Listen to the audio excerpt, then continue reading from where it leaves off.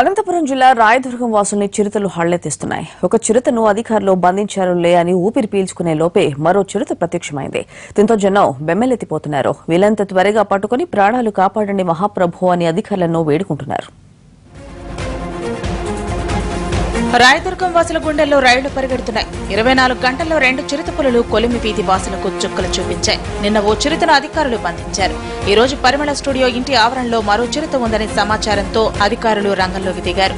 చిరుతను బంధించడం కోసం ముళ్ల పొదల్ని తొలగించారు.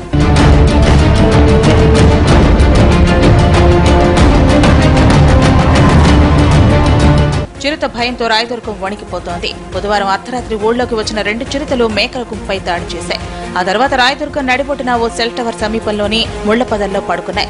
గురువారం మధ్యాహ్నం వేళలో ఓ వ్యక్తిపై దాడి చేయడంతో చిరుతలు ఉన్న విషయం వెలుగులోకి వచ్చింది. స్థానికుల సహాయంతో అధికారులు ఓ చిరుతను బంధించారు. వారిపైన రెండో చిరుత ఈ రోజు జనాన్ని హడలెత్తించింది.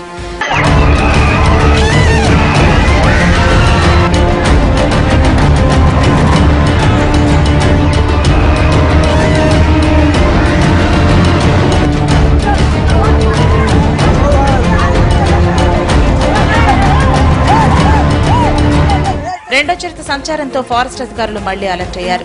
పొదల్లో ఉన్న చిరుతను బంధించడం లేదా పొదలు తొలగించి స్థానికుల్లో భయం తొలగించడమో చేయాలని అధికారులు భావిస్తున్నారు.